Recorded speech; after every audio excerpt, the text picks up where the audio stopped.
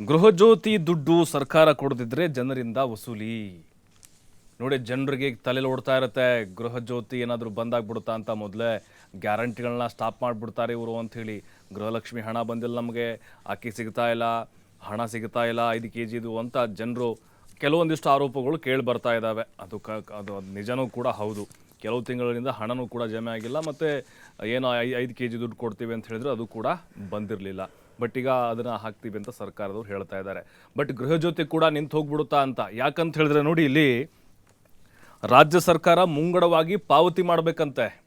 ಯಾಕಂದರೆ ಇಲ್ಲಿ KERCಗೆ ಎಸ್ಕಾಮ್ಗಳಿದಾವಲ್ಲ, ಈ ವಿದ್ಯುತ್ ಏನು ನಿಗಮಗಳಿದಾವಲ್ಲ, ಬೆಸ್ಕಾಮು, ಹೆಸ್ಕಾಮು, ಚೆಸ್ಕಾಮು, ಇವೆಲ್ಲ ನಿಗಮಗಳಿದಾವಲ್ಲ, ಒಂದು ಪ್ರಸ್ತಾವನೆಯನ್ನು ಸಲ್ಲಿಸಿದಾವೆ. ಏನು ಅಂತ ಹೇಳಿದ್ರೆ, ನೋಡಿ ನಮಗೆ ಆರ್ಥಿಕವಾಗಿ ಹೊರೆ ಆಗ್ತಾ ಇದೆ, ನಿಭಾಯಿಸೋಕ್ಕಾಗ್ತಾ ಇಲ್ಲ. ಜೊತೆಗೆ ಸರ್ಕಾರನೇ ಇಲ್ಲಿ ಸರ್ಕಾರದ ವಿವಿಧ ಇಲಾಖೆಗಳಿದ್ದಾವೆ. ಅವೇ ಕರೆಂಟ್ ಬಿಲ್ಲನ್ನು ಕೋಟಿ ಬಾಕಿ ಉಳಿಸ್ಕೊಂಡಿದ್ದಾವೆ. ಎಷ್ಟೋ ವರ್ಷಗಳಿಂದ ಬಿಲ್ಲನ್ನು ಹಾಗೆ ಇಟ್ಕೊಂಡಿದ್ದಾವೆ.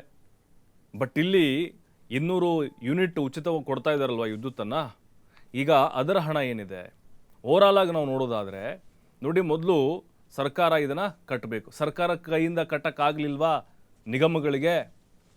ಜನರಿಂದ ವಸೂಲಿ ಮಾಡಿ ಜನರು ಕಟ್ಟಬೇಕಂತೆ. ಜನರು ಕರೆಂಟ್ ಬಿಲ್ ಕಟ್ಟಿ ಅದಾದ ಮೇಲೆ ಸರ್ಕಾರದಿಂದ ನಾವು ಕ್ಲೇಮ್ ತೆಗೆದುಕೊಳ್ಳೋದು.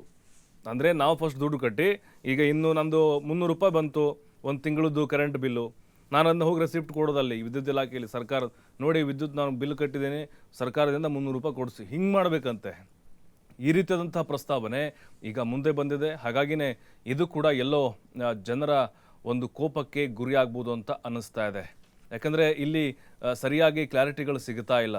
ನೋಡಿ, ಅಂದರೆ ಈ ಪ್ರಸ್ತಾವನೆಯನ್ನು KERC ಒಪ್ಪಿದ್ದೆ ಆದರೆ ಸಬ್ಸಿಡಿ ಪಡಿತಾ ಇರುವಂತಹ ಕರ್ನಾಟಕದ ಕೋಟ್ಯಾಂತರ ಫಲಾನುಭವಿಗಳಿಗೆ ಇದು ಖಂಡಿತವಾಗ್ಲೂ ಹೊರೆ ಆಗೋದ್ರಲ್ಲಿ ಸಂದೇಹ ಇಲ್ಲ. ಇದ್ರ ಬಗ್ಗೆ ಇಂಧನ ಸಚಿವರು ಕ್ಲಾರಿಟಿಯನ್ನು ಕೊಡಬೇಕು. ಯಾಕಂತ ಹೇಳಿದ್ರೆ ಈ ನೋಡಿ, ಸರ್ಕಾರದ ಬೊಕ್ಕಸಕ್ಕೆ ಹೊರೆ ಆಗ್ತಾ ಇದೆ ಈಗ, ಅಲ್ಲಿದಿಲ್ಲಿ ಇಲ್ಲಿದಲ್ಲಿ. ಅಂದರೆ ಜನರ ಅಭಿಪ್ರಾಯ, ದರಗಳು ಹೆಚ್ಚಾಗ್ತಾ ಇದೆ, ಒಂದು ಕೈಲಿ ಕೊಡೋದು ಇನ್ನೊಂದು ಕೈಲಿ ಕಿತ್ಕೊಳ್ಳೋದು ಅನ್ನುವಂತಹ ಒಂದು ಮಾನದಂಡವನ್ನು ಸರ್ಕಾರ ಫಾಲೋ ಮಾಡ್ತಿದೆ ಅನ್ನುವಂಥ ಅಭಿಪ್ರಾಯ ಜನರಲ್ಲಿ ಬರ್ತಾ ಇದೆ. ಹಾಗಾಗಿನೇ ಈ ಗ್ಯಾರಂಟಿ ಏನಿದೆ ಜನರ ಮನಸ್ಸಲ್ಲಿ ಹಾಗೇ ಇದೆ. ಅದು ಸರ್ಕಾರ ನಮಗೇನೋ ಅನುಕೂಲ ಮಾಡ್ತಾ ಇದೆ, ಇದು ಯಾವತ್ತೂ ಸ್ಟಾಪ್ ಆಗಲ್ಲ, ಸಿದ್ದರಾಮಯ್ಯನವ್ರ ಮೇಲೆ ನಂಬಿಕೆ ಇದೆ, ಜನರು ಹಿಂಗೆ ಅಂದ್ಕೊಂಡಿದ್ದಾರೆ, ಹಾಗಾಗಿ ಅದನ್ನು ಸರ್ಕಾರ ಹಾಗೆ ಉಳಿಸ್ಕೊಳ್ಬೇಕು. ಈ ರೀತಿಯಾದಂಥ ಕೆಲವೊಂದಿಷ್ಟು ಪ್ರಸ್ತಾವನೆಗಳಿದಾವಲ್ಲ, ಅದನ್ನ ಸಾರಾಸಗಟವಾಗಿ ತಳ್ಳಿ ಹಾಕಬೇಕು ಅನ್ನೋದು ಅಭಿಪ್ರಾಯಗಳು ಜಾಸ್ತಿ ವ್ಯಕ್ತವಾಗ್ತಾ ಇದೆ. ಜೀವನ್, ಈ ವಿಚಾರದಿಂದ ಗ್ಯಾರಂಟಿಗಳು ಸ್ಟಾಪ್ ಆಗ್ಬಿಡ್ತು ಅಂತ ಭಯಗಳು ಶುರುವಾಗುತ್ತೆ ಅಂತ. ಇದೊಂದು ಏನಂತಂದ್ರೆ ಈ ಒಂದು ಈಗೇನಿದು ಗೊಂದಲ ನಿರ್ಮಾಣ ಆಗಿದೆಯಲ್ಲ, ಇದೇನಂತಂದ್ರೆ BJP ಅವರಿಗೆ ಅಸ್ತ್ರವಾಗಿ ಪರಿಣಮಿಸುವ ಸಾಧ್ಯತೆ ಇದೆ.